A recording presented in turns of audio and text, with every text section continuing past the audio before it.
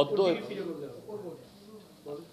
আজকে 5:45টার সময় officer in charge সুধারামের কাছে একটা ফোন আসে যে পৌরসভার 1 নম্বর ওয়ার্ডে হক ম্যানশনে কয়েকজন লোক চাঁদাবাজির জন্য উঠেছে এবং তাদেরকে জিম্মি করে চাঁদা চাচ্ছিল।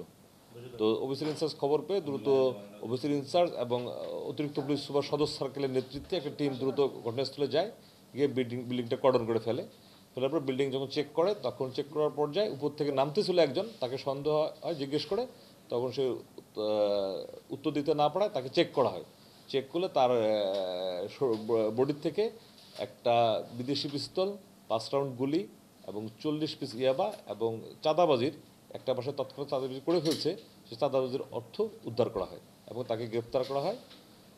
গ্রেপ্তার পর্যায়ে 2 জন পালিয়ে যায় এবং ওই বিল্ডিংয়ের নিচ থেকে 2টি মোটরসাইকেল আটক করা হয়।